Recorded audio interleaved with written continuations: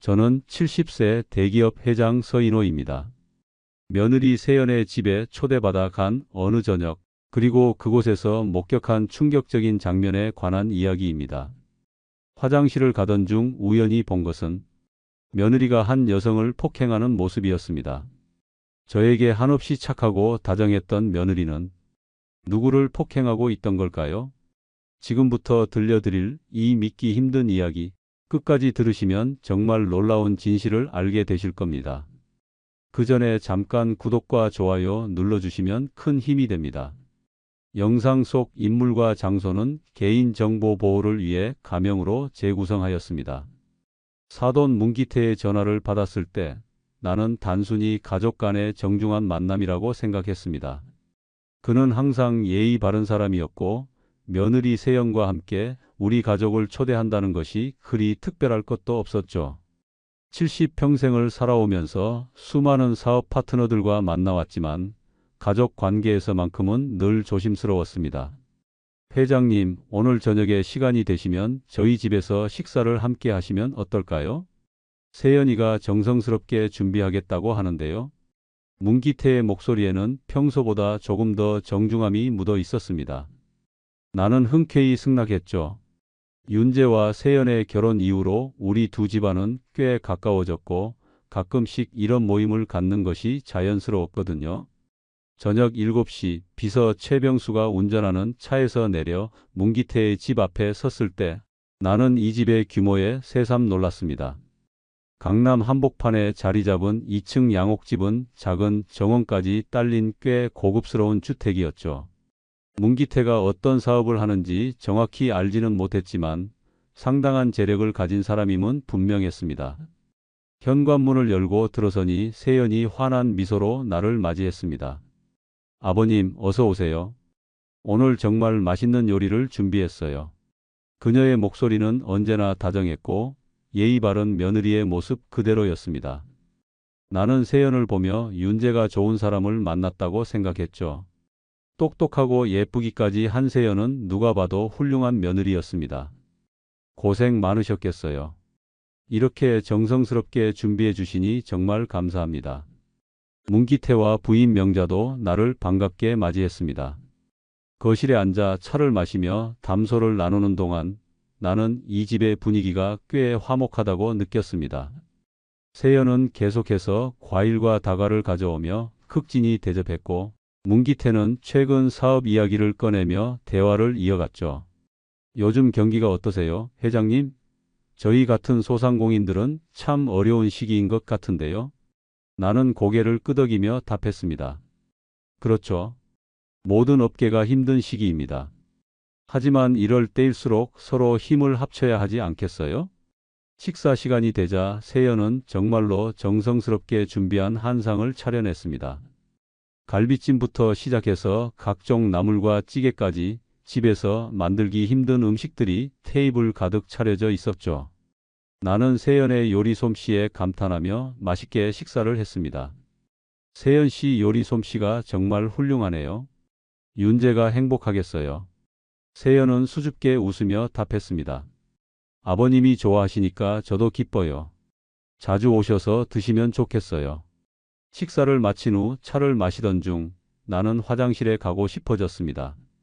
문기태가 2층 화장실의 위치를 알려주며 편하게 사용하라고 했죠.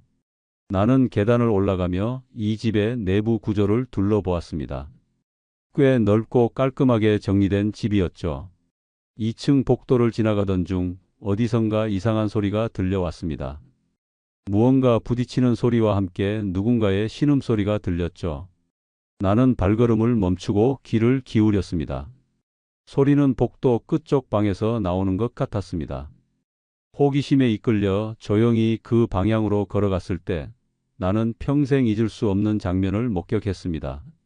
반쯤 열린 문 사이로 보인 것은 세연이 한 여자를 때리고 있는 모습이었죠. 그 여자는 바닥에 웅크리고 있었고 세연은 무언가를 손에 들고 계속해서 때리고 있었습니다. 더 충격적인 것은 그 여자의 얼굴이었습니다.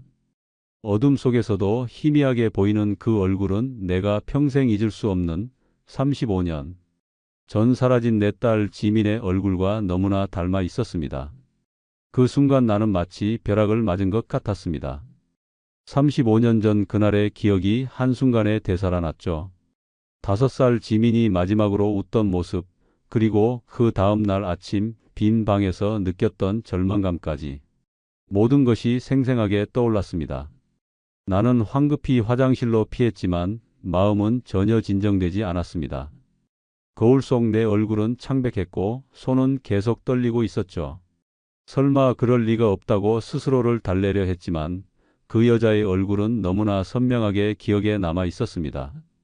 아래층으로 내려가 다시 자리에 앉았을 때 나는 최대한 평정심을 유지하려 노력했습니다. 하지만 문기태와 세연의 대화 소리가 귓가에 맴돌 뿐이었죠. 내 머릿속에는 온통 그 여자의 얼굴만이 떠올랐습니다. 회장님, 괜찮으세요? 안색이 좀 안 좋아 보이시는데요? 문기태의 걱정스러운 목소리에 나는 겨우 정신을 차렸습니다. 아, 네. 괜찮습니다. 조금 피곤해서 그런가 봐요. 세연도 다정하게 물었습니다. 아버님, 혹시 어디 아프신 곳이 있으세요? 약이라도 드릴까요? 나는 고개를 저으며 일찍 돌아가겠다고 말했습니다. 더 이상 이 자리에 있을 수가 없었죠.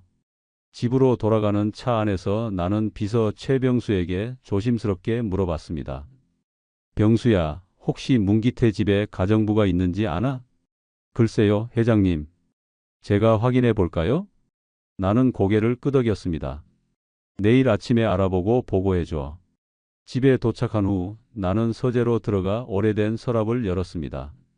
그 안에는 지민의 사진들이 고스란히 보관되어 있었죠.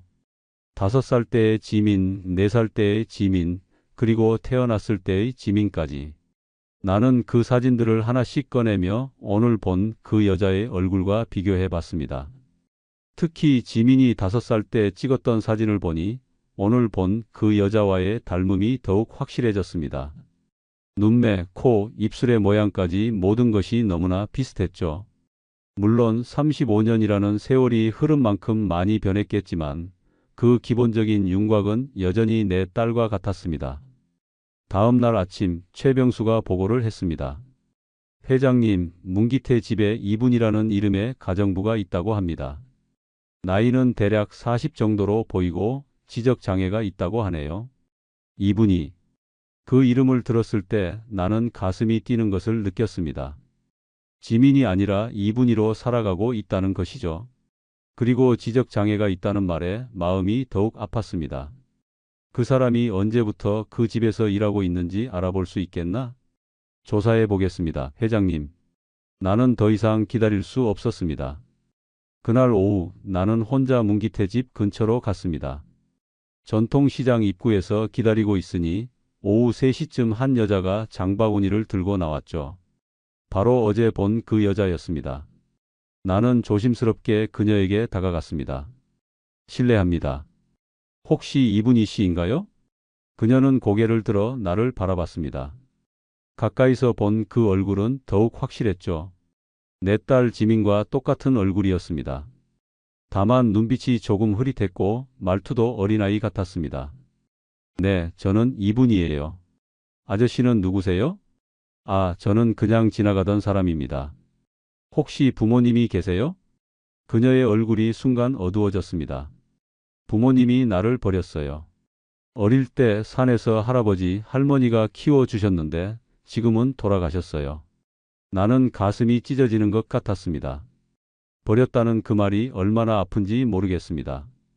우리는 지민을 버린 것이 아니라 잃어버린 것이었는데 그 아이는 평생 자신이 버림받았다고 생각하며 살아온 것이죠. 그럼 지금은 어디서 살고 계세요? 저기 있는 집에서 일해요. 아줌마가 무서워서 싫어요. 그녀의 순진한 말투에서 나는 확신을 얻었습니다. 이 여자는 분명히 내 딸 지민이었습니다. 35년 동안 찾고 찾았던 내 딸이 이렇게 힘든 환경에서 살고 있었던 것이죠. 나는 눈물을 참으며 그녀에게 말했습니다. 분희 씨, 혹시 어릴 때 기억나는 것이 있나요?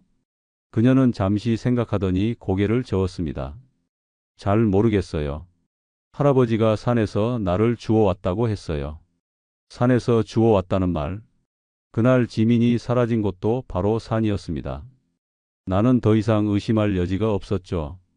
이 여자는 내 딸이었고 나는 반드시 그녀를 구해내야 했습니다.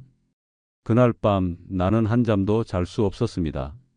지민을 다시 만났다는 기쁨과 동시에 그 아이가 그동안 얼마나 힘들게 살았을지에 대한 걱정이 마음을 짓눌렀죠. 더욱 충격적인 것은 세연이 지민을 학대하고 있다는 사실이었습니다. 내가 믿고 있던 며느리의 진짜 모습을 보게 된 것이죠. 다음 날 나는 최병수에게 더 자세한 조사를 지시했습니다. 이분이에 대해 모든 것을 알아봐. 언제부터 그 집에서 일했는지, 어떤 대우를 받고 있는지, 그리고 그 전에는 어디서 살았는지까지. 최병수는 이틀 후 충격적인 보고를 가져왔습니다. 회장님, 이분이는 15년 전부터 문기태 집에서 일하고 있습니다. 그 전에는 강원도 산골 마을에서 한 노부부가 키웠다고 하네요. 그런데 그 노부부가 돌아가신 후 어떤 경로로 문기태 집에 오게 되었는지는 확실하지 않습니다. 15년. 내 딸이 15년 동안 그 집에서 고생했다는 뜻이었습니다. 나는 분노와 자책감으로 가득 찼죠. 만약 내가 더 열심히 찾았다면, 만약 내가 포기하지 않았다면 지민을 더 일찍 찾을 수 있었을 텐데 말입니다. 며칠 후 나는 다시 문기태 집 근처로 갔습니다. 이번에는 지민을 더 자세히 관찰하고 싶었죠. 하지만 평소 시간에 나타나지 않았습니다. 나는 불안한 마음으로 기다렸지만 결국 그날은 지민을 볼 수 없었습니다. 다음 날도 마찬가지였습니다. 나는 최병수에게 알아보라고 했지만 그는 최근에 이분이를 본 사람이 없다고 보고했습니다. 혹시 세연이 내가 지민과 만난 것을 알고 있는 것은 아닐까 하는 생각이 들었죠. 그런 불안감이 현실이 되었습니다. 일주일 후 세연이 우리 집에 찾아왔습니다. 평소와 다르게 얼굴이 굳어 있었고 목소리도 차가웠죠. 아버님, 혹시 최근에 저희 집 근처에서 가정부와 이야기하신 적이 있으세요? 나는 최대한 태연하게 답했습니다. 가정부요? 무슨 말씀인가요? 근처 상인들이 아버님과 비슷한 분이 저희 가정부와 이야기하는 것을 봤다고 하더라고요. 혹시 무슨 일이 있으셨나 해서요. 세연의 눈빛이 매서웠습니다. 분명히 의심하고 있었죠. 나는 어떻게든 넘어가려 했지만 그녀의 추궁은 계속되었습니다. 아버님, 혹시 저희 가정부가 누구와 닮았다고 생각하시나요? 그 순간 나는 깨달았습니다. 세연은 이미 모든 것을 알고 있었던 것이죠. 지민이 내 딸이라는 것을, 그리고 내가 그 사실을 눈치챘다는 것까지. 하지만 나는 아직 확신할 수 없었기 때문에 조심스럽게 답했습니다. 글쎄요, 특별히 누구와 닮았다고 생각해 본 적은 없는데요. 세연은 차가운 미소를 지으며 일어났습니다. 그렇다면 다행이네요. 아버님, 그 가정부는 정신적으로 문제가 있는 사람이에요. 혹시 앞으로 또 만나시게 되더라도 너무 신경 쓰지 마세요. 그 후로 지민은 완전히 자취를 감췄습니다. 나는 불안한 마음으로 매일 그 집 근처를 맴돌았지만 지민을 볼 수 없었죠. 최병수도 아무리 알아봐도 이분이에 대한 소식을 들을 수 없다고 했습니다. 일주일이 지나고 나는 더 이상 혼자서는 이 문제를 해결할 수 없다는 것을 깨달았습니다. 세연과 문기태 가족이 지민을 숨기고 있는 것이 분명했고 이제는 좀 더 적극적으로 나서야 할 때였죠. 그날 밤 나는 큰 결심을 하고 윤재에게 전화를 걸었습니다. 윤재야, 아버지가 너에게 꼭 해야 할 말이 있다. 집으로 와라. 윤재가 집에 도착했을 때 나는 서재에서 지민의 사진들을 꺼내 놓고 있었습니다. 윤재는 의아한 표정으로 나를 바라봤죠. 아버지, 무슨 일이세요? 이 사진들은 뭐예요? 나는 깊게 숨을 들이쉬고 말했습니다. 윤재야, 이 사진 속 아이는 너의 누나다. 너보다 5살 위인 지민이라는 누나가 있었어. 윤재의 얼굴이 순간 굳어졌습니다. 누나가 있었다고요? 그럼 지금은 어디에? 35년 전에 실종됐다. 그때 너는 아직 태어나지도 않았을 때였고 아버지는 그 일을 평생 숨기고 살아왔다. 나는 그동안 감춰왔던 모든 이야기를 털어놓았습니다. 지민이 사라진 그날의 일부터 수년간의 수색 과정, 그리고 최근에 지민을 다시 만난 이야기까지. 윤재는 충격에 빠진 채 한참 동안 말을 잇지 못했습니다. 아버지, 그럼 세연이가 누나를? 그렇다. 내 아내가 너의 누나를 학대하고 있었다. 그리고 지금은 아예 숨겨버렸어. 윤재의 얼굴이 창백해졌습니다. 자신의 아내가 누나를 학대했다는 사실을 받아들이기 어려워하는 것 같았죠. 하지만 나는 그에게 선택의 여지를 주지 않았습니다. 윤재야, 이제 너도 알았으니까 함께 지민을 구해내자. 아버지 혼자서는 한계가 있어. 윤재는 한참을 고민하더니 고개를 끄덕였습니다. 알겠습니다, 아버지. 누나를 꼭 구해내겠습니다. 그날 밤 우리는 지민을 구출할 계획을 세웠습니다. 윤재의 아이디어였는데 문기태 가족과 함께 가족 여행을 떠나자는 것이었죠. 그러면 집이 비게 되고 그 틈을 타서 지민을 구출할 수 있을 것이라고 했습니다. 윤재의 계획은 생각보다 순조롭게 진행되었습니다. 그는 세연에게 아버지께서 가족들과 함께 여행을 가자고 하신다며 자연스럽게 제안했죠. 세연은 처음에는 조금 의외라는 표정을 지었지만 곧 기뻐하며 좋은 아이디어라고 했습니다. 정말요? 아버님께서 직접 제안하셨다고요? 그럼 우리 부모님도 함께 가면 좋겠네요. 그렇게 하자. 가족끼리 오랜만에 좋은 시간을 보내는 것도 좋을 것 같아. 윤재는 능숙하게 대답했습니다. 하지만 나는 그의 목소리에서 미묘한 떨림을 느꼈죠. 아무리 정의감이 강한 검사라고 해도 자신의 아내를 속이는 것은 쉽지 않았을 것입니다. 여행 날짜는 일주일 후 토요일로 정해졌습니다. 제주도로 2박 3일 일정이었죠. 나는 그 일주일 동안 최병수와 함께 세밀한 계획을 세웠습니다. 문기태 집의 구조를 파악하고 지민이 어디에 있을지 추정해 보는 것이었습니다. 회장님, 혹시 지하실이 있을 가능성은 없을까요? 요즘 그런 고급 주택들은 대부분 지하실이 있거든요. 최병수의 말에 나는 고개를 끄덕였습니다. 그럴 가능성이 높지. 만약 지민을 숨기고 있다면 가장 외부에 노출되지 않는 곳일 테니까. 드디어 토요일이 되었습니다. 나는 공항에서 문기태 가족과 윤재, 세연을 배웅했습니다.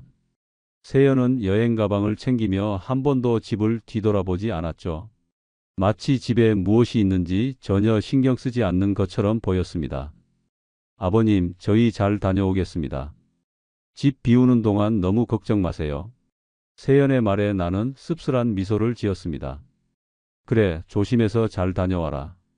비행기가 떠나는 것을 확인한 후 나는 곧바로 최병수와 함께 문기태 집으로 향했습니다. 오후 2시 집 주변은 조용했고 아무도 없었습니다. 우리는 미리 준비한 도구들을 이용해 조심스럽게 집 안으로 들어갔죠. 1층을 먼저 수색했지만 지민의 흔적은 찾을 수 없었습니다. 2층도 마찬가지였죠. 나는 최병수와 함께 지하실로 내려갔습니다. 지하실은 생각보다 넓었고 여러 개의 방으로 나뉘어져 있었습니다. 첫 번째 방은 창고로 사용되고 있었습니다. 두 번째 방은 보일러실이었죠. 그리고 세 번째 방의 문을 열었을 때 나는 평생 잊을 수 없는 광경을 목격했습니다. 어둠 속에서 한 여자가 웅크리고 있었습니다. 바로 지민이었죠. 그녀는 낡은 옷을 입고 있었고 손목과 발목에는 사슬이 채워져 있었습니다. 방 안에는 간단한 침대와 화장실, 그리고 음식을 먹을 수 있는 작은 테이블이 전부였습니다. 지민아, 나는 달려가서 그녀를 안았습니다. 지민은 처음에는 놀라서 움츠렸지만 내 얼굴을 보더니 천천히 고개를 들었습니다. 아저씨, 왜 여기 왔어요? 지민아, 아저씨가 널 구하러 왔어. 이제 더 이상 이런 곳에 있을 필요 없어. 나는 최병수에게 사슬을 끊을 도구를 가져오라고 했습니다. 그동안 나는 지민의 상태를 살펴봤죠. 다행히 심각한 외상은 없어 보였지만 영양 상태가 좋지 않았고 피부도 창백했습니다. 지민아, 아저씨가 내 아버지야. 너를 찾고 있었어. 지민은 혼란스러운 표정을 지었습니다. 아버지, 저는 이분이에요. 부모님이 저를 버렸어요. 아니야, 지민아. 너는 서지민이고 아버지는 너를 버린 적이 없어. 35년 동안 계속 찾고 있었어. 최병수가 도구를 가져왔고 우리는 지민의 사슬을 끊었습니다. 지민은 자유로워진 손목을 만지며 여전히 믿지 못하는 표정이었죠. 정말 제가 서지민이에요? 그렇다, 지민아. 아버지가 증명해 줄게. 나는 지민을 집으로 데려왔습니다. 그리고 다음 날 우리는 함께 병원에 가서 DNA 검사를 받았습니다. 결과가 나오는 데는 일주일이 걸렸지만 나는 이미 확신하고 있었죠. 일주일 후 병원에서 연락이 왔습니다. 검사 결과 99.9% 일치합니다. 부녀 관계가 확실합니다. 나는 지민을 안고 눈물을 흘렸습니다. 35년 만에 다시 만난 내 딸이었습니다. 지민도 처음에는 어리둥절해 하더니 점차 상황을 이해하기 시작했죠. 아버지, 정말 제 아버지세요? 그렇다, 지민아. 너는 내 소중한 딸이야. 하지만 우리의 재해는 오래가지 않았습니다. 여행에서 돌아온 세연이 우리 집에 찾아왔기 때문이죠. 그녀는 지민을 보자마자 얼굴이 굳어졌습니다. 아버님, 이게 무슨 일이세요? 왜 저희 가정부가 여기 있나요? 가정부가 아니야, 세연아. 이 아이는 내 딸이다. 세연의 얼굴이 창백해졌습니다. 딸이라고요? 그럴 리가 없어요. 이 사람은 정신적으로 문제가 있는 가정부예요. DNA 검사 결과가 나왔어. 99.9% 일치야. 그 순간 세연은 모든 것을 포기한 듯한 표정을 지었습니다. 그리고 차가운 목소리로 말했죠. 아버님, 그 사람을 우리 집에 돌려보내주세요. 법적으로 문제가 될 수 있어요. 법적으로 문제가 될 건 너희들이야, 세연아. 내 딸을 15년 동안 감금하고 학대한 것에 대해서 말이다. 세연은 더 이상 말하지 않고 집을 나갔습니다. 하지만 나는 그녀의 눈빛에서 무언가 위험한 기운을 느꼈죠. 이 일이 쉽게 끝나지 않을 것 같았습니다. 세연이 집을 나간 후 나는 지민과 단둘이 앉아 있었습니다. 35년 만에 다시 만난 내 딸 앞에서 나는 어떤 말부터 해야 할지 몰랐죠. 지민은 여전히 혼란스러워하고 있었고 가끔씩 나를 의심하는 듯한 눈빛을 보내기도 했습니다. 지민아, 아버지가 그동안 어떻게 살았는지 듣고 싶어. 천천히 내가 기억하는 대로 말해줄 수 있겠니? 지민은 잠시 망설이더니 조심스럽게 입을 열었습니다. 할아버지가 산에서 나를 주워왔다고 했어요. 기억이 별로 없지만 추운 겨울이었대요. 나는 가슴이 뭉클해졌습니다. 지민이 사라진 때가 바로 추운 겨울이었거든요. 그 할아버지, 할머니는 어떤 분들이었니? 착하셨어요. 할아버지는 나무를 해다 팔고 할머니는 텃밭에서 채소를 키우셨어요. 저도 도와드렸어요. 할머니가 글자도 가르쳐 주시고 계산하는 것도 알려주셨어요. 지민의 말에서 나는 안도감을 느꼈습니다. 적어도 처음 20년은 좋은 분들의 보살핌을 받으며 살았다는 뜻이었죠. 하지만 그 다음 이야기를 들으면서 분노가 치솟기 시작했습니다. 그런데 할아버지, 할머니가 아프셨어요. 할머니가 먼저 돌아가시고 그 다음에 할아버지도. 그때 마을 사람들이 와서 저를 데려갔어요. 누가 데려갔다고 했니? 아저씨들이었어요. 차를 타고 와서 저를 태우고 갔어요. 그리고 문기태 아저씨 집에 데려다 줬어요. 나는 주먹을 꽉 쥐었습니다. 분명히 문기태가 계획적으로 지민을 데려온 것이었죠. 노부부가 돌아가신 것을 알고 의지할 곳 없는 지민을 이용하려고 한 것입니다. 그 집에서는 어떻게 지냈니? 지민의 얼굴이 어두워졌습니다. 처음에는 괜찮았어요. 세연 언니가 친절했거든요. 그런데 시간이 지나면서 계속 일만 시켰어요. 청소하고 빨래하고 요리하고. 그것만 시켰니? 아니에요. 때때로 때리기도 했어요. 특히 세연 언니가. 제가 실수하면 막대기로 때리거나 발로 차기도 했어요. 그리고 지하실에 가둬놓기도 했어요. 나는 더 이상 듣기 어려웠습니다. 내 딸이 15년 동안 그런 학대를 당하며 살아왔다는 것이 믿어지지 않았죠. 그동안 나는 편안한 집에서 사업 걱정만 하며 살았는데 지민은 지옥 같은 나날을 보내고 있었던 것입니다. 지민아, 그 사람들이 너에게 왜 그랬다고 생각하니? 모르겠어요. 저는 열심히 일했는데 세연 언니는 항상 화가 나 있었어요. 그리고 가끔씩 다른 아저씨도 와서 저를 때렸어요. 다른 아저씨? 네. 세연 언니가 좋아하는 아저씨였어요. 오재민이라고 했던 것 같아요. 오재민. 그 이름을 들었을 때 나는 무언가 이상함을 느꼈습니다. 세연에게 다른 남자가 있다는 뜻인가요? 나는 더 자세히 물어보고 싶었지만 지민이 너무 지쳐 보여서 그만두었습니다. 지민아, 이제 그런 일은 없을 거야. 아버지가 너를 지켜줄게. 지민은 처음으로 작은 미소를 지었습니다. 정말요, 아버지? 그럼 약속한다. 그날 밤 나는 지민을 위해 방을 준비해 주었습니다. 35년 전 지민이 쓰던 방을 그대로 보존해 놓았기 때문에 조금만 정리하면 되었죠. 지민은 자신의 방을 보며 신기해했습니다. 이 방이 제 방이었어요? 그렇다. 내가 5살 때까지 이 방에서 잤어. 지민은 방 안을 둘러보며 무언가를 떠올리려고 애썼습니다. 하지만 너무 어릴 때의 기억이라 그런지 선뜻 떠오르지 않는 것 같았죠. 다음 날 나는 윤재에게 연락했습니다. 세연과의 관계가 어떻게 되었는지 궁금했거든요. 아버지, 세연이가 어젯밤에 집에 와서 계속 울었어요. 그리고 이상한 말을 하더라고요. 무슨 말? 자기가 잘못한 게 없다고 그냥 일하는 사람을 고용한 것뿐이라고요. 그런데 목소리가 떨리고 있었어요. 나는 윤재에게 지민이 들려준 이야기를 전해 주었습니다. 특히 오재민이라는 남자에 대한 이야기까지. 윤재는 충격을 받은 듯 한참 말이 없었습니다. 아버지, 오재민이라고 하셨어요? 그래. 세연이가 좋아하는 남자라고 하더라. 제가 알고 있는 오재민이라면 기업 인수 전문가예요. 세연이가 예전에 몇 번 언급한 적이 있어요. 그 순간 나는 모든 퍼즐이 맞춰지는 것을 느꼈습니다. 세연과 오재민 그리고 문기태 가족의 관계. 이들이 단순히 지민을 학대한 것이 아니라 더 큰 음모를 꾸미고 있었던 것이죠. 윤재야, 혹시 세연이가 우리 회사에 대해 물어본 적이 있니? 있어요. 가끔씩 회사 상황이나 주식에 대해 물어보더라고요. 그냥 관심 있어서 그러는 줄 알았는데 그들의 목적이 우리 회사였구나. 나는 이제 모든 것이 명확해졌습니다. 세연과 오재민 그리고 문기태 가족은 처음부터 우리 가족에게 접근해서 회사를 노린 것이었습니다. 그리고 지민은 그들에게 발각되지 않기 위한 증거인멸의 대상이었던 것이죠.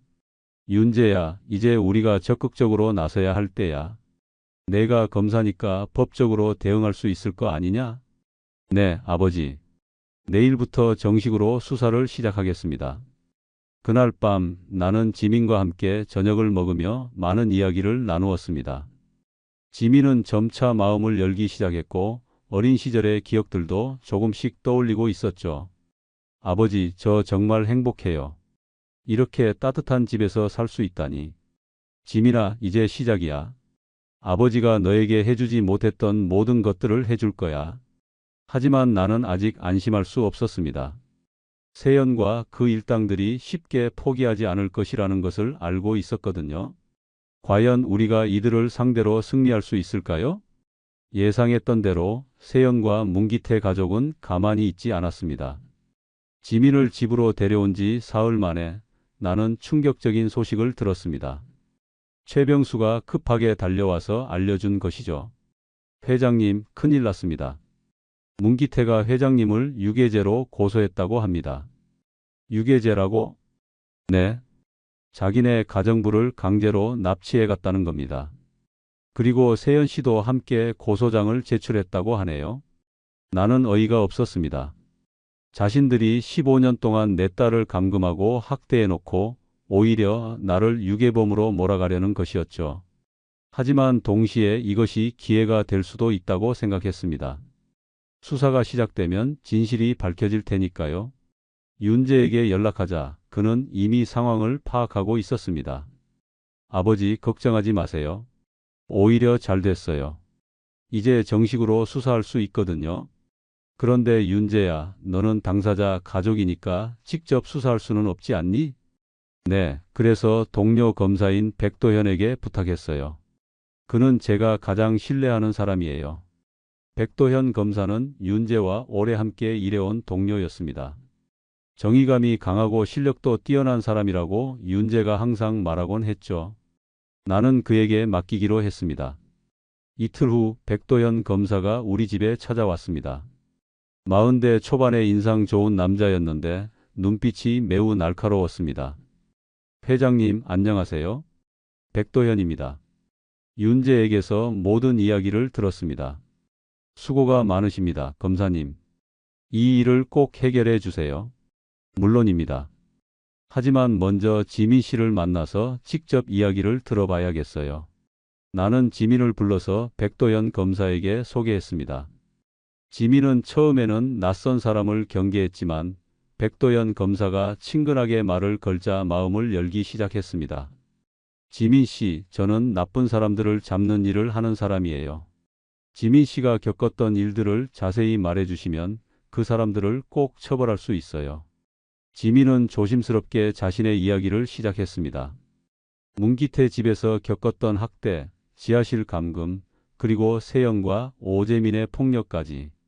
백도현 검사는 녹음을 하며 꼼꼼히 기록했습니다. 지민 씨, 혹시 증거가 될 만한 것들이 있나요? 예를 들어 상처 자국이나 사진 같은 것들 말이에요. 지민은 소매를 걷어 올려 팔을 보여주었습니다. 거기에는 사슬에 긁힌 자국들이 선명하게 남아 있었죠. 백도현 검사는 즉시 사진을 찍고 의료진을 불러 상처를 검사하도록 했습니다. 그날 오후 백도현 검사는 수사령을 발부받고 문기태 집을 압수수색했습니다.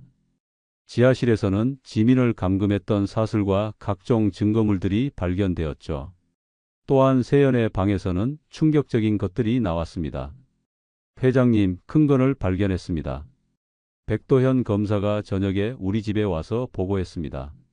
세연 씨의 방에서 오재민과 주고받은 문자 메시지들을 복구했어요. 내용이 심각합니다. 그는 휴대폰 화면을 보여주었습니다.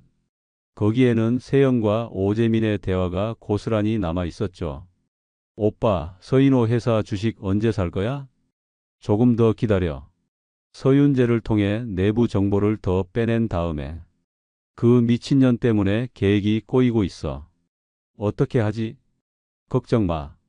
증거만 없애면 돼. 나는 분노로 몸이 떨렸습니다. 이들이 처음부터 우리 가족을 이용해서 회사를 차지하려 했다는 것이 명확해진 것이죠. 그리고 지민은 그들에게 방해가 되는 존재였던 것입니다. 더 있습니다, 회장님. 백도현 검사는 또 다른 증거를 보여주었습니다. 문기태 씨의 집에서 발견한 계약서입니다.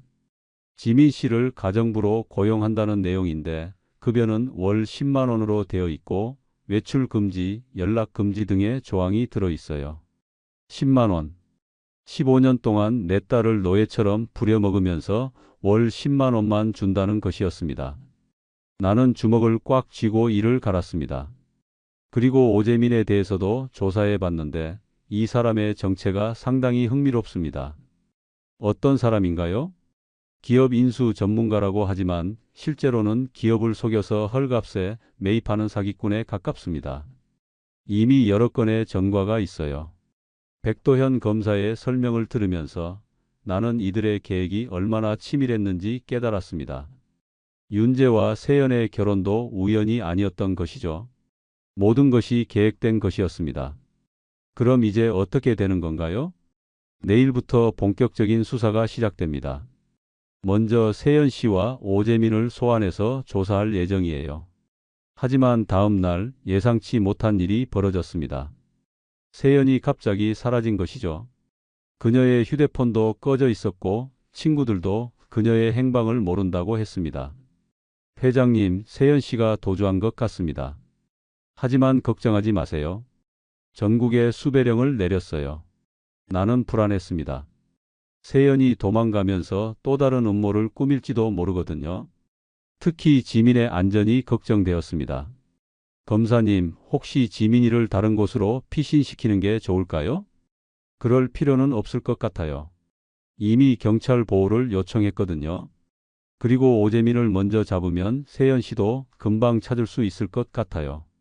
그날 오후 드디어 좋은 소식이 들려왔습니다. 오재민이 인천공항에서 출국하려다가 체포된 것이죠. 그는 가짜 여권을 사용하려다가 발각되었습니다. 회장님, 오재민을 잡았습니다. 이제 세연 씨도 시간 문제예요. 나는 안도의 한숨을 쉬었습니다. 드디어 내 딸을 괴롭혔던 사람들이 법의 심판을 받게 될 것이었습니다. 하지만 아직 끝이 아니었죠. 세연은 여전히 도망 중이었고 문기태 부부도 계속 발뺌을 하고 있었습니다. 그날 밤 나는 지민과 함께 앉아서 말했습니다. 지민아, 이제 정말 끝이 보여. 너를 괴롭힌 사람들이 모두 처벌받을 거야. 지민은 처음으로 환한 미소를 지었습니다. 정말요, 아버지? 이제 무서워하지 않아도 되는 거죠? 그럼 약속한다. 하지만 나는 아직 완전히 안심할 수 없었습니다. 법정에서 최종 판결이 나올 때까지는 방심할 수 없었거든요. 세연이 체포된 것은 오재민이 잡힌 지 사흘 후였습니다. 그녀는 부산의 한 모텔에 숨어 있다가 경찰에 발견되었죠. 체포 소식을 들었을 때 나는 마침내 안도할 수 있었습니다. 이제 모든 가해자들이 잡혔으니까요. 백도현 검사는 연일 바쁜 일정을 소화했습니다.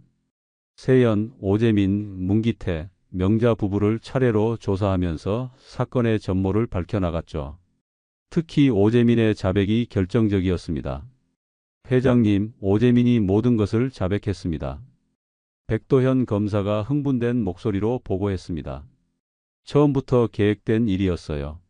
문기태가 지민 씨를 데려온 것도, 세연 씨와 윤재 씨의 만남을 주선한 것도 모두 회장님의 해설을 노리기 위한 치밀한 계획이었습니다. 나는 분노와 함께 허탈감을 느꼈습니다. 내가 믿었던 며느리가, 그리고 사돈 가족이 모두 사기꾼들이었다니. 하지만 동시에 진실이 밝혀져서 다행이라는 생각도 들었죠. 그럼 지민이에 대한 감금과 학대는 어떻게 처벌받나요? 중한 처벌을 받을 겁니다. 특히 15년간의 감금은 매우 심각한 범죄거든요. 거기에 폭행, 강요, 사기 등의 죄목까지 더해지면 첫 번째 공판이 열린 것은 한 달 후였습니다. 나는 지민과 함께 법정에 출석했죠. 지민은 처음 보는 법정에서 긴장하고 있었지만 용기를 내서 증언대에 섰습니다. 피해자 서지민 씨, 법정에서 진실만을 말씀해 주시기 바랍니다. 지민은 떨리는 목소리로 자신이 겪었던 일들을 증언했습니다. 15년간의 감금 생활, 일상적인 폭행, 그리고 최소한의 인간적 대우도 받지 못했던 이야기들을. 법정 안은 조용했고 방청석에서는 작은 흐느낌 소리가 들려왔습니다. 세연은 피고석에 앉아서 고개를 숙이고 있었습니다. 한때 우아하고 예의 바른 며느리의 모습은 온데간데 없었죠. 오재민은 무표정한 얼굴로 앞만 바라보고 있었고 문기태 부부는 계속 서로를 원망하는 눈빛을 주고받고 있었습니다. 피고인 문세연, 최후 변론을 해보시기 바랍니다. 세연이 일어나서 말했습니다. 재판장님, 저는 정말 잘못했습니다. 하지만 처음부터 나쁜 마음은 아니었어요. 오재민이 시키는 대로 한 것뿐이에요. 그녀의 변명을 들으면서 나는 어이가 없었습니다. 마지막 순간까지도 책임을 회피하려고 하는 것이었죠. 피고인 오재민, 최후 변론을 해보시기 바랍니다. 오재민은 일어나서 차가운 목소리로 말했습니다. 저는 사업을 한 것뿐입니다. 감금이나 폭행에는 직접 관여하지 않았습니다. 그의 뻔뻔한 태도에 나는 분노했습니다. 하지만 백도현 검사가 충분한 증거를 제시했기 때문에 그들의 변명은 소용없었죠. 두 번째 공판에서는 윤재도 증인으로 출석했습니다. 자신의 아내를 고발하는 일이 얼마나 고통스러웠을지 생각하니 마음이 아팠습니다. 증인 서윤재 씨, 피고인 문세연과의 결혼 과정에 대해 말씀해 주시기 바랍니다. 윤재는 담담한 목소리로 답했습니다. 지금 생각해 보니 모든 것이 계획된 만남이었던 것 같습니다. 세연이가 제게 접근한 것도, 저희 가족에 대해 지나치게 관심을 보인 것도. 세 번째 공판에서 결정적인 증거가 제시되었습니다. 지하실에서 발견된 지민의 머리카락에서 DNA가 검출된 것이죠. 그리고 세연의 휴대폰에서 복구된 사진들 중에는 지민을 폭행하는 장면을 찍은 것들도 있었습니다. 이 사진들은 피고인 문세연이 직접 촬영한 것으로 확인됩니다. 피해자를 학대하면서도 그 장면을 기록으로 남겼다는 것은 매우 악질적인 행위입니다. 백도현 검사의 논거는 강력했습니다. 피고인들은 15년간 한 인간을 노예처럼 부려먹으면서 기본적인 인권마저 박탈했습니다. 이는 반인륜적 범죄이며 강력한 처벌이 필요합니다. 마침내 선고 공판 날이 왔습니다. 나는 지민과 윤재와 함께 법정에 앉아 있었습니다. 지민은 내 손을 꽉 잡고 있었고 윤재는 긴장한 표정으로 판사를 바라보고 있었죠. 피고인 문세연에게 징역 10년을 선고합니다. 첫 번째 선고가 떨어졌을 때 세연은 주저앉으며 울기 시작했습니다. 피고인 오재민에게 징역 8년을 선고합니다. 피고인 문기태에게 징역 6년을 선고합니다. 피고인 문명자에게 징역 6년을 선고합니다. 모든 선고가 끝났을 때 나는 지민을 꽉 안았습니다. 드디어 정의가 실현된 것이었죠. 지민도 내 품에서 눈물을 흘리고 있었습니다. 아버지, 정말 끝난 거죠? 그렇다, 지민아. 이제 정말 끝났어. 법정을 나오면서 윤재가 내게 말했습니다. 아버지, 정말 죄송합니다. 제가 더 조심했어야 했는데. 윤재야, 내 잘못이 아니야. 오히려 내가 용기를 내서 진실을 밝혀줘서 고마워. 그날 밤 우리 세 가족은 함께 조용한 저녁을 먹었습니다. 35년 만에 진짜 가족이 된 기분이었죠. 지민은 이제 더 이상 두려워하지 않는 얼굴로 우리를 바라보고 있었습니다. 이제 누구도 너를 해치지 못하게 하겠다. 나는 지민에게 약속했습니다. 그리고 그 약속은 반드시 지킬 것이었죠. 판결이 확정된 후 나는 중요한 결정을 내렸습니다. 회장직에서 물러나기로 한 것이죠. 70평생 회사 일에만 매달려 살았지만 이제는 가족과 함께하는 시간이 더 소중했습니다. 특히 지민과 함께 보낼 수 있는 시간 말입니다. 아버지, 정말 괜찮으세요? 갑자기 은퇴하시면? 윤재가 걱정스러운 표정으로 물었습니다. 하지만 나는 이미 마음을 정했죠. 윤재야, 아버지가 70이야. 이제 좀 쉬면서 살고 싶어. 그리고 지민이와 함께 보내야 할 시간이 너무 많거든. 지민은 내 곁에서 수줍게 웃고 있었습니다. 법정에서의 긴장이 풀린 후 그녀는 점차 밝은 모습을 되찾아가고 있었죠. 하지만 아직도 가끔씩 악몽에 시달리곤 했습니다. 아버지, 저 때문에 회사를 그만두시는 건 아니죠? 아니야, 지민아. 아버지가 원해서 하는 거야. 이제 너와 함께 하고 싶은 일들이 너무 많거든. 첫 번째로 한 일은 지민을 병원에 데려가는 것이었습니다. 15년간의 학대로 인한 트라우마를 치료받아야 했거든요. 정신과 의사는 지민의 상태가 생각보다 양호하다고 했습니다. 다행히 기본적인 인격은 건강하게 유지되어 있네요. 다만 대인 관계에 대한 두려움이 있고 갑작스러운 큰 소리나 폭력적인 상황에 과도하게 반응하는 경향이 있습니다. 의사의 설명을 들으면서 나는 마음이 아팠습니다. 내 딸이 그런 고통을 겪었다는 것이 믿어지지 않았죠. 하지만 꾸준한 상담과 가족의 사랑으로 충분히 회복 가능합니다. 무엇보다 안전한 환경에서 생활하는 것이 중요해요. 두 번째로 한 일은 지민과 함께 세상 구경을 하는 것이었습니다. 그녀는 15년 동안 집 밖으로 나가본 적이 거의 없었거든요. 우리는 먼저 가까운 영화관부터 시작했습니다. 아버지, 이게 영화관이에요? 지민은 큰 스크린을 보며 신기해했습니다. 우리는 가족 영화를 골라서 함께 봤죠. 지민은 처음에는 큰 소리에 놀라기도 했지만 점차 영화에 빠져들었습니다. 정말 재미있었어요, 아버지. 다음에도 또 볼 수 있어요? 물론이지, 지민아. 언제든지 오자. 세 번째로 간 곳은 백화점이었습니다. 지민에게 새 옷을 사주고 싶었거든요. 그녀는 지금까지 낡은 옷만 입고 살았으니까요. 지민아, 마음에 드는 옷을 골라봐. 하지만 지민은 선뜻 고르지 못했습니다. 15년 동안 자신이 원하는 것을 선택해 본 경험이 없었던 것이죠. 아버지, 저는 잘 모르겠어요. 아버지가 골라주세요. 아니야, 지민아. 내가 입을 옷은 내가 고르는 거야. 천천히 구경해 보자. 1시간을 넘게 돌아다닌 후 지민은 조심스럽게 파란색 원피스를 골랐습니다. 그 옷을 입은 지민을 보니 어린 시절의 모습이 겹쳐 보였죠. 예쁘다, 지민아. 정말 잘 어울려. 지민은 거울 앞에서 자신의 모습을 바라보며 작은 미소를 지었습니다. 아마도 평생 처음으로 예쁜 옷을 입어본 것일 거예요. 네 번째로 간 곳은 레스토랑이었습니다. 지민에게 맛있는 음식을 먹여주고 싶었거든요. 지민아, 뭘 먹고 싶어? 잘 모르겠어요. 저는 항상 남은 음식만 먹었거든요. 메뉴를 보며 설명해 주니 지민은 스테이크를 먹어보고 싶다고 했습니다. 생전 처음 먹어보는 스테이크에 지민은 감동했죠. 아버지, 이렇게 맛있는 음식이 있다니. 꿈 같아요. 5번째로 간 곳은 꽃시장이었습니다. 지민이 예전에 할머니와 함께 꽃을 키웠다고 했던 기억 때문이었죠. 아버지, 이 꽃들 정말 예뻐요. 지민은 각종 꽃들을 보며 즐거워했습니다. 우리는 화분 몇 개를 사서 집에 가져왔죠. 지민은 매일 아침 일어나자마자 꽃에 물을 주며 돌봤습니다. 한 달 후 윤재가 좋은 소식을 가져왔습니다. 이혼 절차가 마무리되었다는 것이었죠. 아버지, 드디어 모든 게 정리됐어요. 이제 정말 새 출발이네요.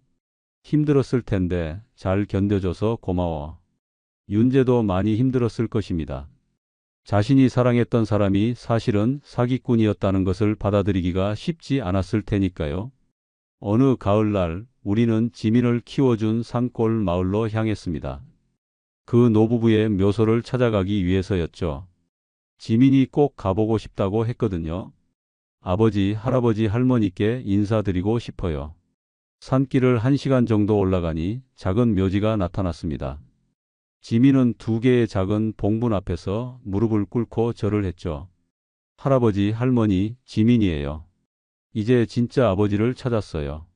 저를 키워주셔서 정말 감사했어요. 나도 그 노부부 앞에서 깊이 절을 했습니다. 당신들이 우리 딸을 살려주셨습니다. 절대 잊지 않겠습니다.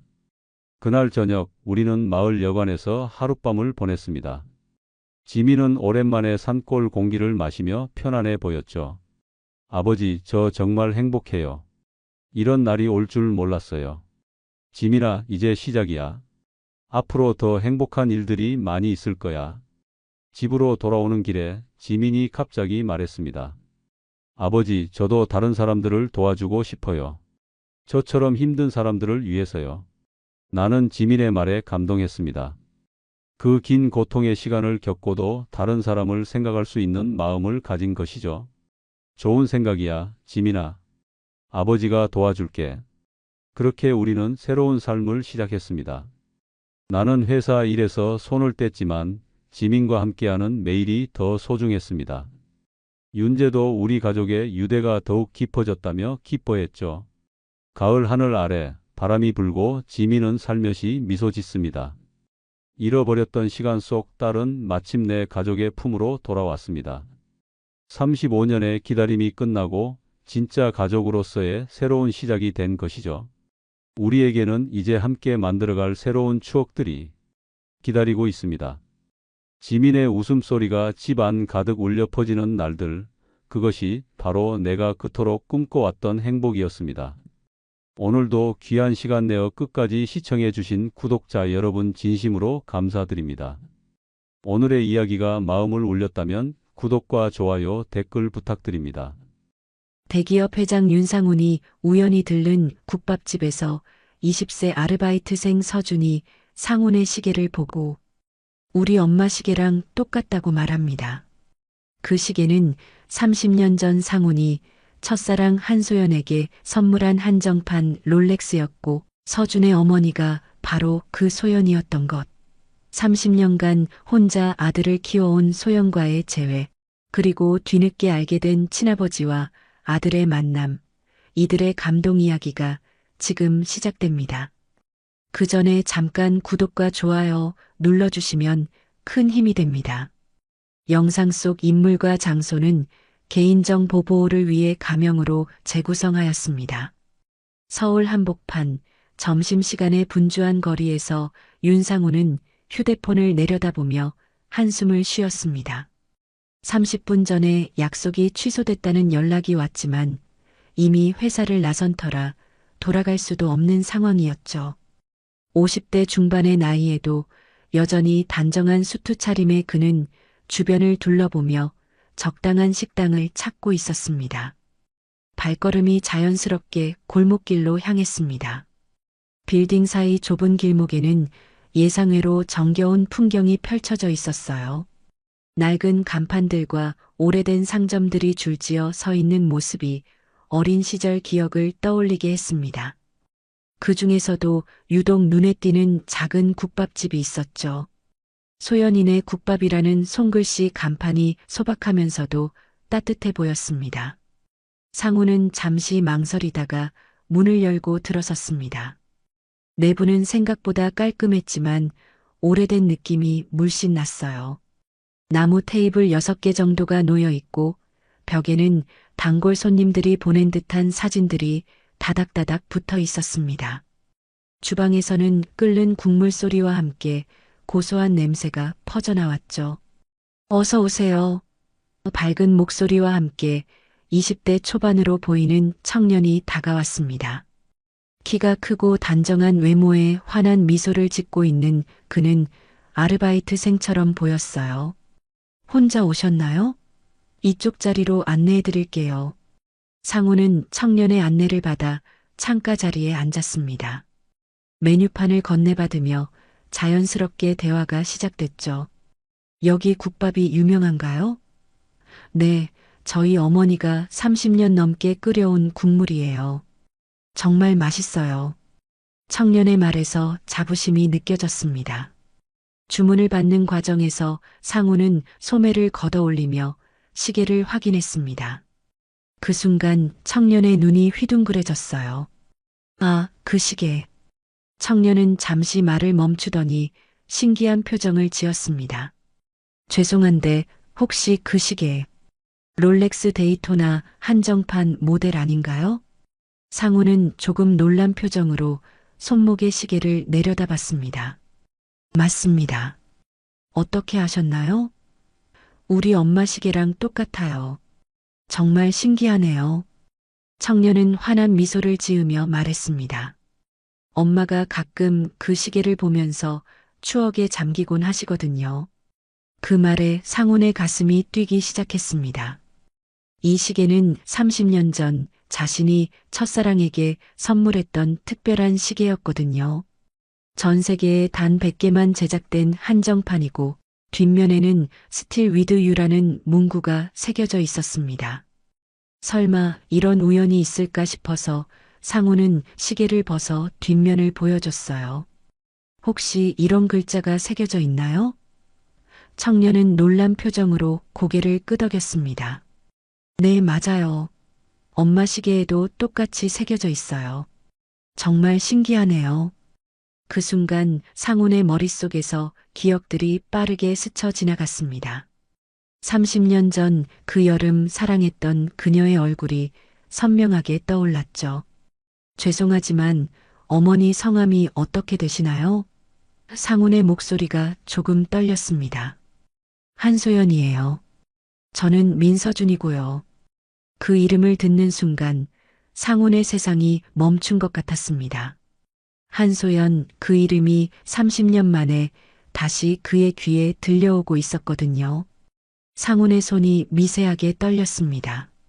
한소연이라는 이름이 마치 시간의 강물을 거슬러 올라가는 것처럼 그의 기억 속 깊은 곳에서 잠들어 있던 감정들을 깨워냈거든요.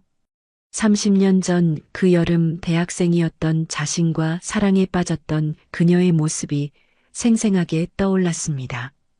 한소연. 상훈이 작은 소리로 중얼거리자 서준이 고개를 갸우뚱했어요. 아, 저희 어머니를 아시나요? 서준의 순수한 질문에 상훈은 당황했습니다. 어떻게 설명해야 할지 모르겠더라고요. 아니, 그냥 어디선가 들어본 것 같은 이름이라서요. 하지만 상훈의 머릿속에서는 계산이 빠르게 돌아가고 있었습니다. 서준의 나이가 20세라고 했죠. 그렇다면 그가 태어난 해는 2005년경이 됩니다. 그리고 자신이 소연과 헤어진 것은 1994년 가을이었어요. 시간상으로 충분히 가능한 일이었습니다. 서준 씨, 실례가 안 된다면 아버지는 어떻게 지내시나요? 상훈의 조심스러운 질문에 서준은 잠시 표정이 어두워졌습니다. 아버지는 어릴 때부터 계시지 않았어요. 엄마 혼자 저를 키우셨죠. 그 말에 상훈의 가슴이 철렁했습니다. 설마 하는 생각이 확신으로 바뀌어가고 있었어요. 서준은 이내 밝은 표정을 되찾으며 말했습니다. 하지만 엄마가 정말 훌륭한 분이세요. 혼자서 이 가게를 운영하시면서 저를 대학까지 보내주셨거든요. 그의 말에서 어머니에 대한 깊은 사랑과 존경이 느껴졌습니다. 상우는 문득 죄책감이 밀려왔어요. 만약 서준이 정말 자신의 아들이라면 그동안 소연이 얼마나 힘들게 살았을지 상상이 됐거든요. 그때 주방에서 여성의 목소리가 들려왔습니다. 서준아, 손님 주문 들어갔어? 상훈의 심장이 뛰기 시작했어요. 그 목소리가 기억 속 소연의 목소리와 너무나 닮아 있었거든요. 조금 더 성숙해진 것 같았지만 여전히 따뜻하고 부드러운 음성이었습니다. 네, 엄마. 곧 가져다 드릴게요. 서준이 대답하고 주방으로 향했습니다. 상우는 그 뒷모습을 바라보며 자신과 닮은 점들을 찾으려고 했어요. 키가 큰 것, 어깨 라인, 걸음걸이까지 모든 것이 자신과 비슷해 보였습니다. 잠시 후 서준이 김이 모락모락 피어오르는 국밥을 가져왔습니다. 맛있게 드세요. 혹시 부족한 게 있으시면 언제든 말씀해 주세요. 상우는 고개를 끄덕이며 숟가락을 들었지만 음식 맛에는 집중할 수 없었어요. 온 신경이 주방 쪽으로 쏠려 있었거든요. 서준 씨, 죄송하지만 한 가지만 더 여쭤봐도 될까요? 상훈이 조심스럽게 물었습니다. 네, 말씀하세요. 어머니께서 젊으셨을 때 어떤 일을 하셨는지 혹시 아시나요? 서준은 잠시 생각하더니 대답했어요. 대학교에서 국문학을 전공하셨다고 들었어요. 그리고 졸업하고 얼마 안 돼서 저를 낳으셨죠. 그 말에 상훈의 확신이 더욱 커졌습니다. 소연은 국문학과 학생이었고 자신은 경영학과였죠. 서로 다른 과였지만 동아리에서 만나 사랑에 빠졌던 기억이 생생했어요. 그때 그녀는 항상 책을 손에서 놓지 않았고 문학에 대한 열정이 대단했었습니다. 상우는 국밥을 다 먹고 계산을 하려고 했지만 마음은 복잡했습니다. 서준이 정말 자신의 아들일 가능성이 높다는 생각이 들었거든요. 그렇다면 지금까지 자신은 무엇을 하고 있었던 걸까요? 성공한 기업가가 되어 많은 것을 이뤘지만 정작 가장 소중한 것들을 놓치고 살았던 것은 아닐까요? 정말 맛있었습니다. 또 오겠습니다. 상훈이 인사를 하자 서준이 환하게 웃었어요. 감사합니다. 다음에 오시면 엄마께도 인사드리세요. 그 말에 상훈은 가슴이 두근거렸지만 아직은 준비가 되지 않았다는 생각이 들었습니다. 가게를 나서면서 상훈은 명함을 한 장 꺼내 서준에게 건넸습니다. 혹시 필요한 일이 있으시면 연락 주세요. 서준은 명함을 받아보며 놀란 표정을 지었어요. 대기업 회장님이셨군요. 정말 영광입니다. 상훈은 씁쓸한 미소를 지으며 고개를 끄덕였습니다. 아들일지도 모르는 청년이 자신을 남처럼 대하는 것이 마음 아팠거든요. 그날 밤 상훈은 서재에 혼자 앉아 30년 전 앨범을 꺼내 들었습니다. 먼지가 수북이 쌓인 앨범 속에서 소연의 사진들이 하나씩 나타났죠. 젊은 시절 그녀의 모습은 여전히 아름다웠고 서준의 얼굴에서 그녀의 흔적들을 찾을 수 있었습니다. 특히 눈매와 미소 짓는 모습이 너무나 닮아 있었어요. 다음 날 아침 상우는 비서인 박 실장을 불러들였습니다. 실장님, 급한 일이 있어서 그러는데. 상훈의 목소리에는 평소와 다른 긴장감이 묻어 있었어요. 조용히 알아봐야 할 일이 있습니다. 박 실장은 20년 넘게 상훈과 함께 일해온 베테랑이었기에 회장의 표정만 봐도 심상치 않다는 것을 알 수 있었습니다. 한소연이라는 분에 대해 조사해 주세요.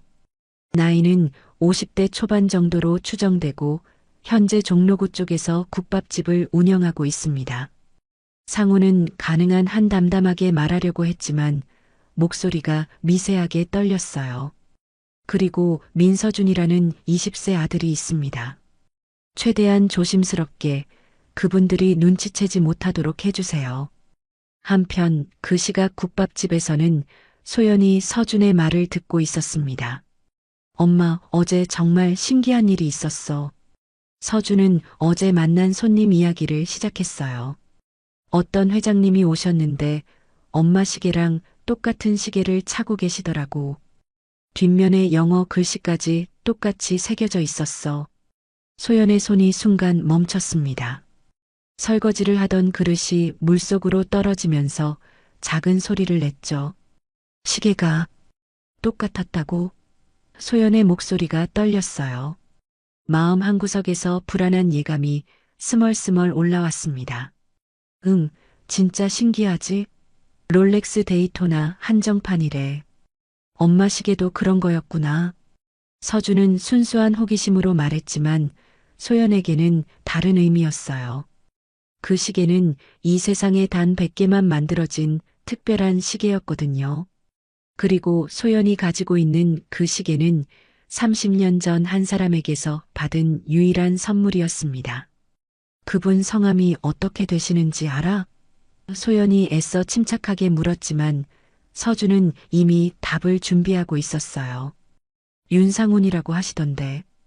대기업 회장님이셨어. 되게 점잖으시고 좋은 분 같았어. 그 이름을 듣는 순간 소연의 세상이 흔들렸습니다. 윤상훈. 30년 동안 잊으려고 했던 그 이름이 아들의 입에서 나오고 있었어요. 소연은 급히 앞치마를 벗고 방으로 들어갔습니다. 서랍 깊숙한 곳에서 오래된 상자를 꺼내더니 그 안에 있던 시계를 손에 쥐었죠. 스틸 위드 유라는 문구가 여전히 선명하게 새겨져 있었습니다. 그날 밤 소연은 잠을 이룰 수 없었습니다.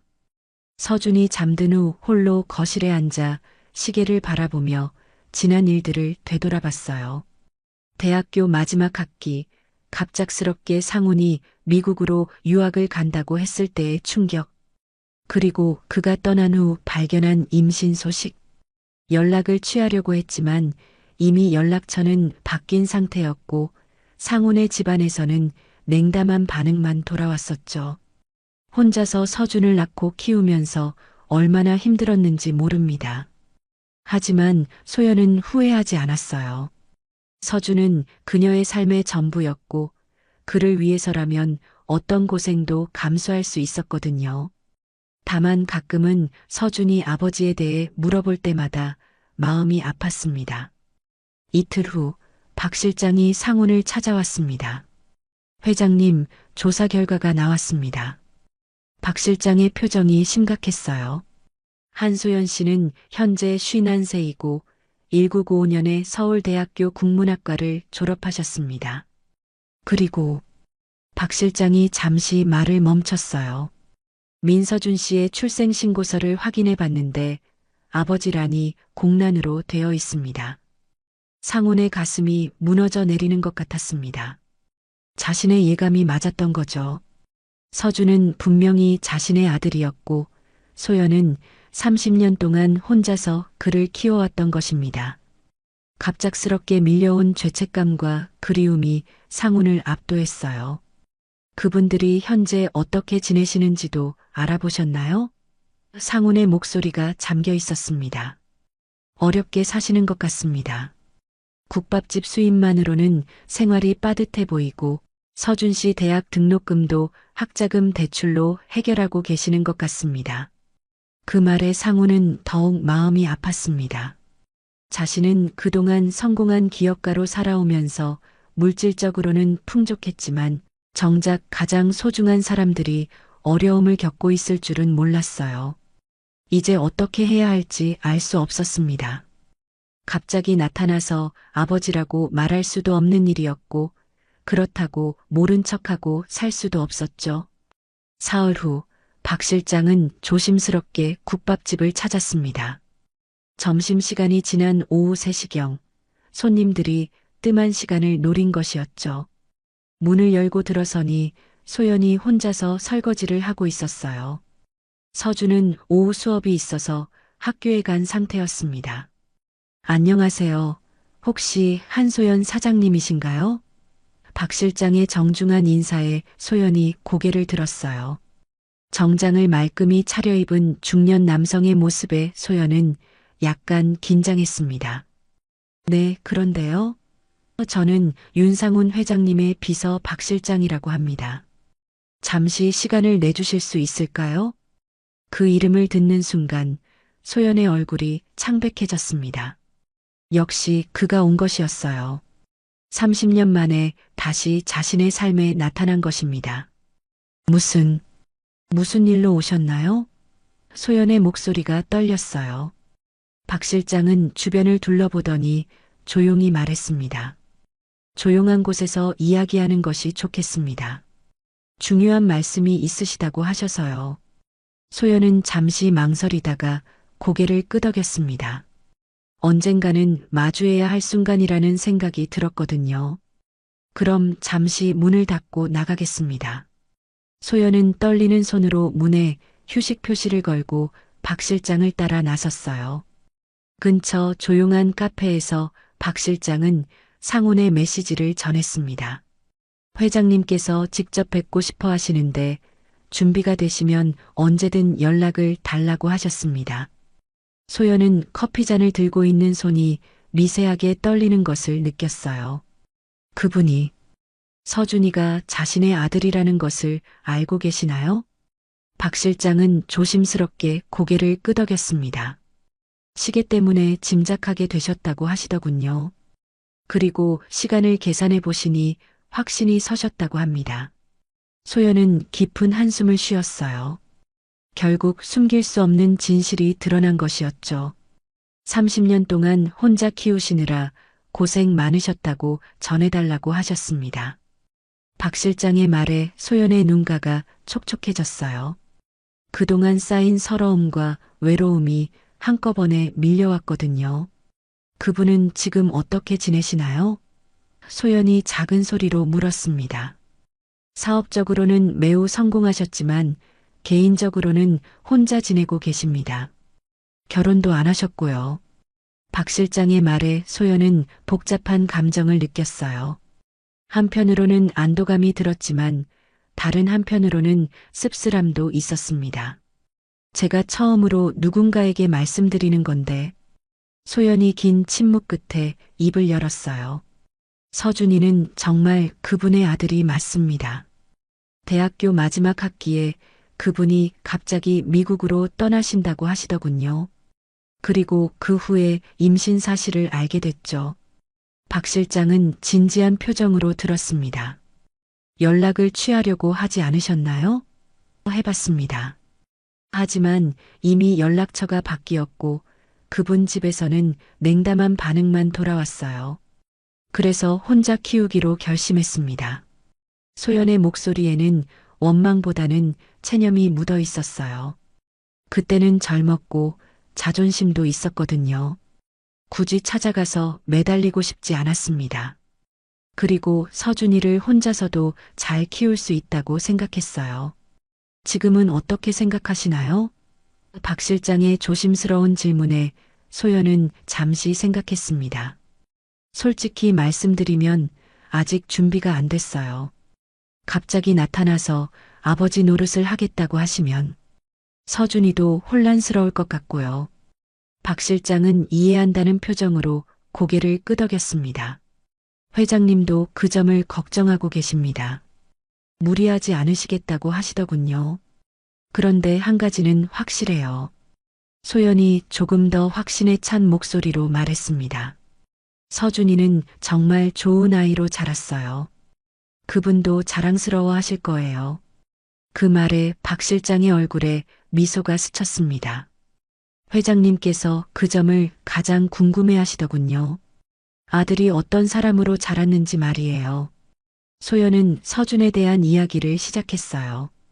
어렸을 때부터 착했던 것, 공부도 열심히 했던 것, 그리고 어머니를 생각하는 마음이 깊었던 것들을 차근차근 들려줬습니다. 서준이는 사회복지학을 전공하고 있어요. 어려운 사람들을 도우는 일을 하고 싶다고 하거든요. 아마 어린 시절 우리가 힘들게 살았던 것을 보면서 그런 마음을 가지게 된 것 같아요. 소연의 목소리에는 자랑스러움이 묻어 있었습니다. 대화가 끝날 무렵 박 실장은 명함을 건네며 말했습니다. 언제든 마음의 준비가 되시면 연락해 주세요. 회장님께서 기다리고 계시겠습니다. 소연은 명함을 받아들고 한참을 바라봤어요. 그 작은 종이 한 장이 자신의 인생을 다시 한번 바꿀 수도 있다는 생각이 들었거든요. 카페를 나서면서 소연은 마음이 복잡했습니다. 30년 동안 묻어두었던 감정들이 다시 꿈틀거리기 시작했어요. 분노, 그리움, 두려움, 그리고 희망까지 모든 감정이 뒤섞여 있었습니다. 하지만 한 가지는 확실했어요. 이제 더 이상 혼자가 아니라는 것, 그리고 서준에게도 아버지가 있다는 것을 받아들여야 할 때가 온 것 같았습니다. 일주일이 지난 어느 오후 상우는 더 이상 기다릴 수 없다는 마음에 직접 국밥집을 찾았습니다. 마침 손님이 없는 한적한 시간이었고 서준이 혼자서 가게를 지키고 있었어요. 상훈의 모습을 본 서준은 반갑게 인사했습니다. 지난번에 오신 회장님, 또 오셨네요. 네, 서준 씨. 오늘은 중요한 이야기가 있어서 왔습니다. 상훈의 목소리에는 평소와 다른 진지함이 묻어 있었어요. 서준은 고개를 갸우뚱하며 의자를 권했습니다. 무슨 이야기인지 모르겠지만 앉으세요. 상훈은 깊은 숨을 들이쉬고 천천히 말을 시작했습니다. 서준 씨, 혹시 어머니께서 아버지에 대한 이야기를 해주신 적이 있나요? 갑작스러운 질문에 서준은 당황했어요. 왜? 갑자기 그런 걸 물어보시나요? 사실은 상훈이 손목의 시계를 벗어 테이블 위에 놓았습니다. 이 시계가 우연의 일치가 아닐 수도 있을 것 같아서요. 서준은 시계를 바라보며 무언가 느끼는 듯 했어요. 무슨 말씀인지 정확히 모르겠어요. 상훈은 더 이상 돌려 말할 수 없다고 생각했습니다. 서준 씨, 저는 당신의 아버지일 가능성이 높습니다. 그 말에 서준의 눈이 커졌어요. 마치 시간이 멈춘 것처럼 두 사람 사이에 정적이 흘렀습니다. 아버지라고 하셨나요? 서준의 목소리가 떨렸습니다. 상훈은 고개를 끄덕이며 30년 전 이야기를 시작했어요. 대학교 때 어머니와 사귀었습니다. 하지만 갑작스럽게 미국으로 유학을 가게 되면서 헤어졌죠. 그때 어머니가 임신한 줄은 몰랐어요. 서준은 충격을 받은 표정으로 상훈을 바라봤습니다. 어린 시절부터 궁금했던 아버지에 대한 이야기가 이런 식으로 밝혀질 줄은 몰랐거든요. 그럼 정말 제 아버지시라는 건가요? DNA 검사를 해봐야겠지만 시간적으로나 상황적으로 봤을 때 그럴 가능성이 매우 높습니다. 상훈의 말에 서준은 복잡한 감정을 느꼈어요. 기쁨과 당황스러움이 동시에 밀려왔습니다. 그때 주방에서 소연이 나왔습니다. 손님 목소리가 들려서 나온 것인데 상훈의 모습을 보는 순간 얼굴이 창백해졌어요. 당신이 여기 왜 왔어요?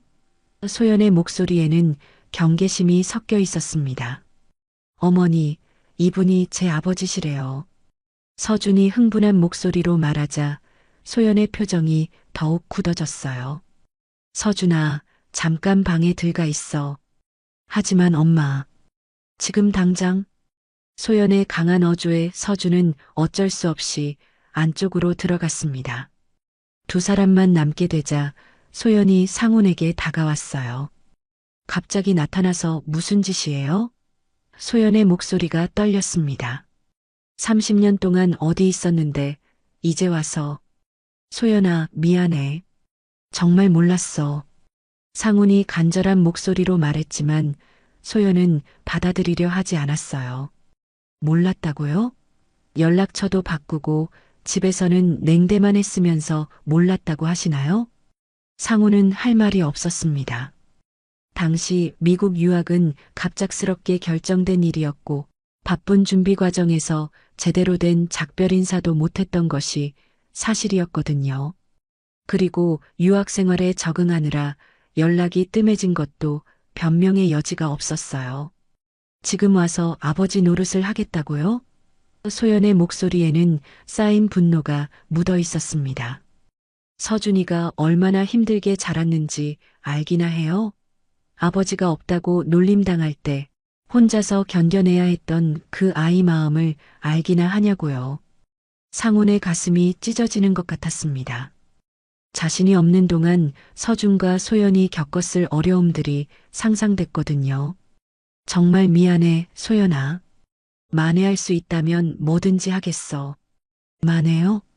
소연이 쓴웃음을 지었어요. 지나간 시간을 되돌릴 수 있나요? 서준이가 아버지 없이 컸던 상처를 지울 수 있다고 생각해요? 그 말에 상훈은 더욱 죄책감에 빠졌습니다. 하지만 이제라도 알게 됐으니까. 상훈이 말을 이어가려 했지만 소연이 손을 들어 막았어요. 그만해요. 지금 당장 나가주세요. 소연아, 제발 한 번만 기회를. 나가라고 했어요. 소연의 강한 거부에 상훈은 더 이상 말할 수 없었습니다. 서준이 안쪽에서 나오려고 했지만 소연이 막아섰어요. 서준아, 엄마 말 들어. 지금은 시간이 필요해. 상훈은 무거운 발걸음으로 가게를 나섰습니다. 서준은 창문 너머로 아버지의 뒷모습을 바라보며 복잡한 마음이었어요. 갑자기 나타난 아버지에 대한 기쁨과 어머니의 반응에 대한 걱정이 동시에 들었거든요. 그날 밤 소연은 잠을 이룰 수 없었습니다. 30년 동안 쌓인 감정들이 한꺼번에 터져 나온 것 같았어요. 분노, 원망, 그리움, 그리고 두려움까지. 모든 것이 뒤섞여서 마음을 혼란스럽게 했습니다. 서준 역시 자신의 방에서 새롭게 알게 된 사실들을 정리하려고 애쓰고 있었어요. 그 후 며칠 동안 상훈은 국밥집에 나타나지 않았습니다. 소연의 강한 거부 반응을 보고 성급했다는 생각이 들었거든요. 하지만 서준에 대한 그리움은 날이 갈수록 커져만 갔어요. 회사에서도 집중이 되지 않았고 밤마다 서재에 앉아 아들에 대한 생각에 잠겨 있었습니다. 한편 국밥집에서는 미묘한 변화가 일어나고 있었어요. 서준은 어머니에게 아버지에 대한 이야기를 꺼내려고 했지만 소연은 그 화제만 나오면 표정이 굳어졌습니다. 엄마, 그래도 제 아버지인데. 서준아, 엄마가 지금까지 너를 잘못 키웠니? 소연의 예민한 반응에 서준은 더 이상 말을 꺼낼 수 없었어요. 하지만 서준의 마음속에는 아버지에 대한 호기심이 자라고 있었습니다. 어린 시절부터 궁금했던 아버지가 어떤 사람인지, 왜 어머니와 헤어졌는지, 그리고 지금은 어떤 마음인지 알고 싶었거든요. 결국 서준은 상훈의 명함을 꺼내 전화를 걸었습니다. 여보세요, 저 민서준입니다. 상훈은 갑작스러운 전화에 놀랐지만 기뻤어요. 서준아, 전화해줘서 고마워. 혹시 시간 되시면 따로 만날 수 있을까요? 엄마 몰래요. 상훈은 망설였습니다. 소연이 알면 더욱 화를 낼 것이 뻔했거든요. 하지만 아들과 시간을 보낼 수 있다는 기회를 놓치고 싶지 않았어요. 그래, 어디서 만날까? 대학교 근처 카페로 올 수 있으세요? 다음 날 오후 두 사람은 대학교 근처 조용한 카페에서 만났습니다. 처음에는 어색했지만 시간이 지나면서 자연스러운 대화가 이어졌어요. 상우는 서준에게 어린 시절 이야기를 들려주었고, 서준은 대학 생활과 꿈에 대해 이야기했습니다. 아버지는 어떤 일을 하시나요? 서준의 질문에 상우는 자신의 사업에 대해 간단히 설명했어요. 하지만 정말 보람 있는 일은 따로 있어. 어려운 사람들을 돕는 재단 운영하는 것이지. 그 말에 서준의 눈이 반짝였습니다. 저도 그런 일을 하고 싶어요. 사회복지를 전공하는 이유죠. 상우는 아들이 자신과 비슷한 마음을 가지고 있다는 것을 알고 뿌듯했어요. 내 어머니가 정말 잘 키웠구나. 서준은 고개를 끄덕이며 말했습니다. 엄마는 정말 대단한 분이에요. 혼자서 저를 키우시느라 얼마나 고생하셨는지. 그 후로 두 사람은 일주일에 한두 번씩 만나기 시작했습니다. 상우는 서준에게 아버지 역할을 하려고 노력했고, 서준도 점차 상훈에게 마음을 열어갔어요. 함께 영화를 보거나 식사를 하면서 잃어버린 시간을 조금씩 채워나갔습니다. 한편 소연은 서준의 변화를 느끼고 있었어요. 평소보다 기분이 좋아 보이고 가끔 멍하니 미소 짓는 모습을 보이는 것이 이상했습니다. 서준아, 요즘 무슨 좋은 일 있니? 아니에요. 그냥 기분이 좋아서요. 하지만 소연은 직감적으로 알고 있었어요. 서준이 상훈을 만나고 있다는 것을. 화가 나면서도 한편으로는 이해가 됐습니다. 20년 동안 아버지에 대한 궁금증을 품고 살았던 서준에게는 당연한 일이었거든요. 어느 날 밤 소연은 오래된 상자에서 시계를 꺼내 바라봤습니다. 스틸 위드 유라는 문구가 달빛 아래 희미하게 빛났어요. 그 글자를 보면서 소연은 생각에 잠겼습니다. 정말로 그는 항상 함께 있었던 것일까요? 비록 물리적으로는 떨어져 있었지만 서준의 모습에서 그의 흔적을 느낄 때마다 함께 있다는 생각이 들었거든요. 소연은 자신의 마음도 변하고 있다는 것을 인정해야 했습니다. 처음에 분노는 조금씩 가라앉고 있었고 그 자리에 복잡한 감정들이 자리 잡고 있었어요. 그리움, 두려움, 그리고 희미한 기대감까지 모든 것이 뒤섞여 있었습니다. 서준이 학교에서 돌아온 어느 저녁 소연은 용기를 내어 물어봤습니다. 서준아, 그분 만나고 있지? 서준은 순간 당황했지만 정직하게 대답했어요. 죄송해요, 엄마. 하지만 궁금했어요. 소연은 서준을 꾸짖지 않았습니다. 대신 조용히 물었어요. 어떤 분이시던? 정말 좋은 분이에요, 엄마. 저를 진심으로 생각해 주시고, 엄마 이야기를 하면 미안해 하세요. 서준의 말에 소연의 마음이 조금씩 누그러들었습니다. 그분이 나에 대해서 뭐라고 하시던? 소연의 조심스러운 질문에 서준이 대답했어요. 항상 엄마가 훌륭하다고 하세요.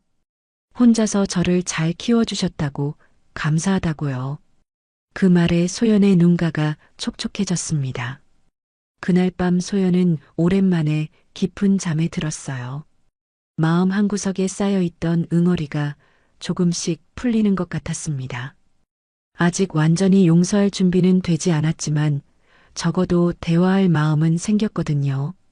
시계를 다시 손목에 차면서 소연은 중얼거렸습니다. 스틸 위드 유. 정말 그랬을까? 한 달이 지난 어느 봄날 오후 소연은 마침내 결심을 굳혔습니다. 서준이 학교에 간 사이 조용히 상훈에게 전화를 걸었어요. 저 한소연입니다. 상훈은 예상치 못한 전화에 심장이 뛰기 시작했습니다. 소연아, 전화해줘서 고마워. 시간 되시면 한번 만나서 이야기할까요? 소연의 목소리는 여전히 조심스러웠지만 예전보다는 부드러웠어요. 상우는 기쁨을 억누르며 대답했습니다. 물론이지. 언제든 좋아. 그럼 내일 오후에 가게로 오세요. 서준이 수업 있을 때로요. 다음 날 오후 3시 상우는 국밥집 앞에 서 있었습니다. 문을 열고 들어서니 소연이 혼자 앉아 있었어요. 30년이라는 세월이 흘렀지만 여전히 아름다운 그녀의 모습에 상훈의 가슴이 뛰었습니다. 앉으세요. 소연이 조용히 말했어요. 두 사람 사이에는 어색한 침묵이 흘렀습니다. 상훈이 먼저 입을 열었어요. 소연아, 그동안 정말 먼저 사과부터 할게요. 소연이 상훈의 말을 끊었습니다.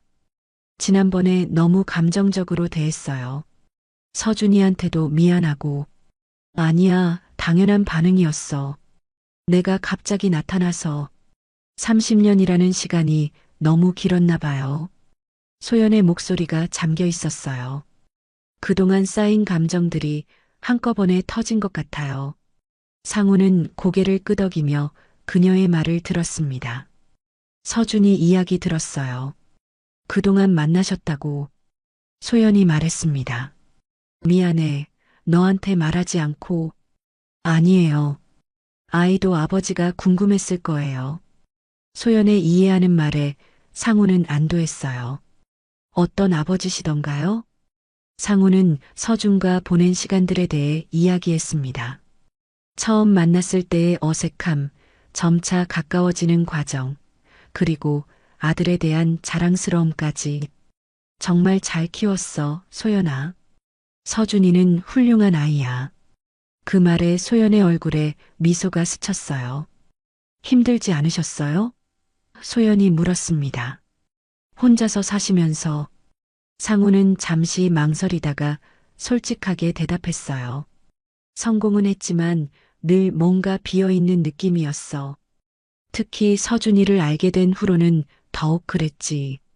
소연도 자신의 이야기를 털어놓기 시작했습니다. 처음에는 정말 원망스러웠어요. 왜 혼자 떠났는지, 왜 연락도 안 했는지. 상훈의 가슴이 아팠어요. 하지만 서준이를 키우면서 생각이 바뀌었어요. 이 아이만큼은 행복하게 해주자고 다짐했거든요. 그래서 더 미안해. 너 혼자 그 모든 것을 감당하게 해서. 상훈의 목소리가 떨렸습니다. 이제라도 알게 됐으니까 다행이에요. 소연이 조금 더 부드러운 표정을 지었어요. 서준이도 아버지를 만나서 정말 기뻐해요. 두 사람은 서준에 대한 이야기를 나누며 시간을 보냈습니다. 어린 시절의 에피소드들, 학교 생활, 꿈과 목표까지 놓쳤던 시간들을 조금씩 채워나가는 기분이었어요. 사회복지사가 되고 싶다고 하더라고. 상훈이 말했습니다. 어려운 사람들을 돕고 싶다는 마음이 대단해. 어릴 때부터 그런 아이였어요. 소연이 자랑스럽게 말했어요. 우리가 힘들 때도 다른 집보다 더 어려운 사람들을 보면 나눠주고 싶어 했거든요. 그 말에 상우는 뭉클했습니다. 자신의 아들이 이렇게 따뜻한 마음을 가지고 자랐다는 것이 대견했어요. 해가 지기 시작할 무렵 소연이 조심스럽게 말했습니다. 우리 너무 늦었지만 아직 늦은 건 아닐지도 몰라요. 그 말에 상훈의 눈이 빛났어요. 정말 그렇게 생각해? 서준이를 위해서라도, 그리고 우리를 위해서도요. 상훈은 감격스러운 마음으로 고개를 끄덕였습니다. 천천히 하자. 서두르지 말고 차근차근. 소연도 동의했어요. 네, 서준이도 적응할 시간이 필요할 테니까요. 그때 문이 열리며 서준이 들어왔습니다. 엄마, 저 왔어요. 서준은 상훈의 모습을 보고 놀랐지만 곧 환한 미소를 지었어요. 아버지도 오셨네요. 상훈과 소연이 함께 있는 모습을 보니 마음이 따뜻해졌습니다. 서준아, 이리 와서 앉아. 소연이 아들을 불렀어요. 우리 셋이 함께 이야기해보자. 서준은 기쁜 마음으로 두 사람 사이에 앉았습니다. 오랫동안 꿈꿔왔던 순간이었거든요. 앞으로 어떻게 하면 좋을까?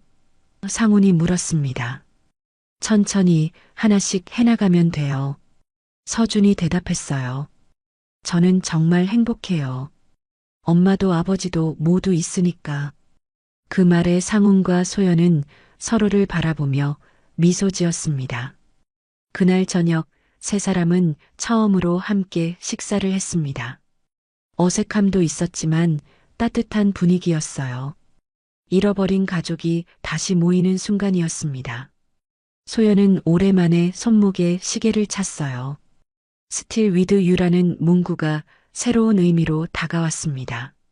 정말로 그들은 항상 함께 있었던 것일지도 모르겠어요. 석 달이 지난 어느 가을날, 세 사람은 작은 결혼식을 올렸습니다.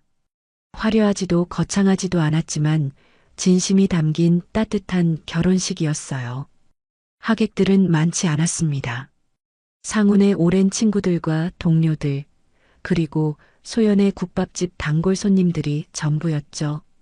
서준이 증인으로 서면서 두 사람의 손을 잡아준 순간 모든 이들의 눈가가 촉촉해졌습니다. 이제 정말 가족이네요. 서준이 환한 미소를 지으며 말했을 때 상훈과 소연은 서로를 바라보며 행복한 웃음을 지었어요. 30년이라는 긴 세월을 돌아와 다시 만난 그들에게는 더없이 소중한 순간이었습니다. 결혼 후 상훈은 회사 일을 줄이고 국밥집 운영에 참여하기 시작했습니다. 처음에는 서툴렀지만 소연의 도움으로 점차 적응해 나갔어요. 이렇게 하는 거야. 소연이 상훈에게 국물간 맞추는 법을 가르쳐주는 모습은 마치 신혼부부 같았습니다. 손님들도 처음에는 신기해했지만 이내 두 사람의 다정한 모습에 미소를 지었어요. 회장님이 국밥집에서 일하시다니 정말 드라마 같아요. 단골 손님 중 한 분이 말했을 때 상훈은 웃으며 대답했습니다. 이곳이 제가 가장 행복한 곳이에요.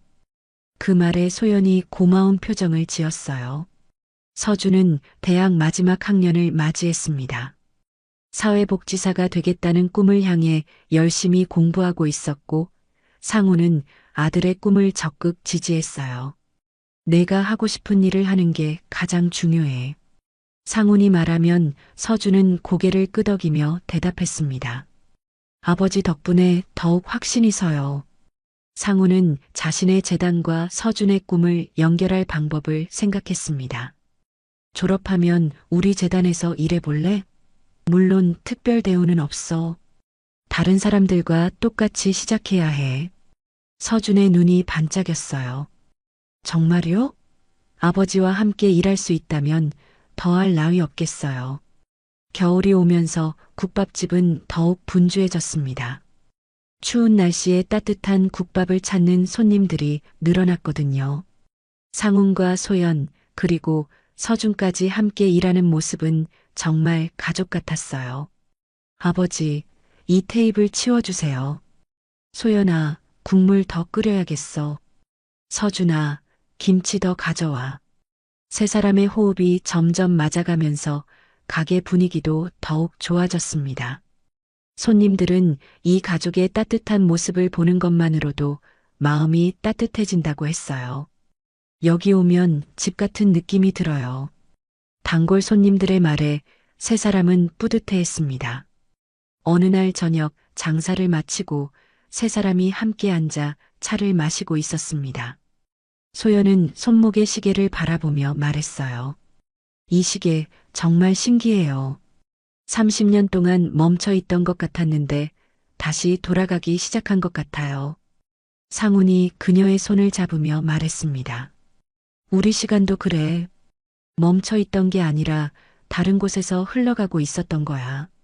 서준이 두 사람을 바라보며 미소 지었어요. 저도 이제야 완전한 시간을 살고 있는 것 같아요.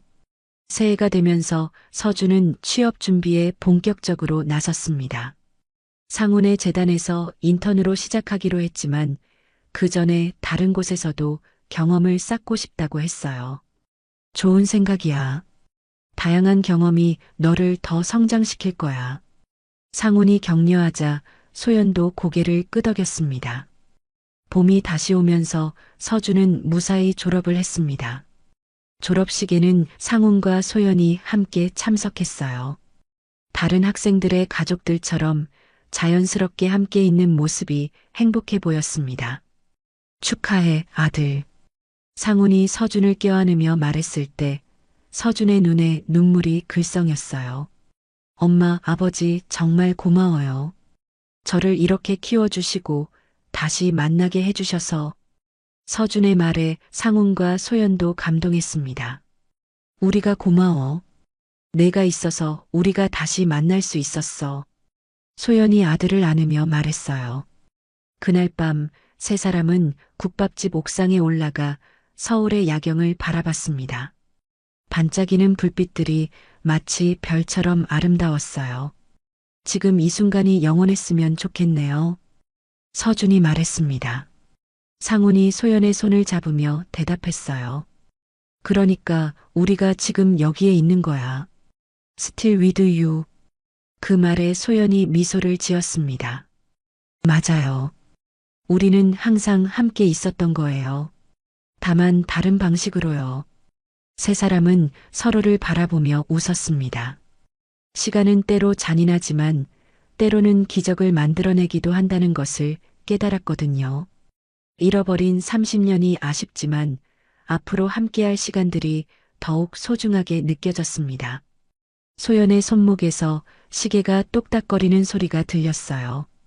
Still with you라는 문구가 달빛 아래 반짝였습니다. 정말로 그들은 항상 함께 있었던 것일까요? 이제는 확신할 수 있었어요. 사랑하는 사람들은 물리적으로 떨어져 있어도 마음으로는 언제나 함께 있다는 것을. 그리고 진정한 가족은 혈연을 넘어선 사랑으로 만들어진다는 것을 말이에요. 이제 세 사람의 새로운 이야기가 시작됩니다. 더 이상 혼자가 아닌 진짜 가족으로서의 삶이요. 오늘도 귀한 시간 내어 끝까지 시청해주신 구독자 여러분 진심으로 감사드립니다. 오늘의 이야기가 마음을 울렸다면 구독과 좋아요, 댓글 부탁드립니다.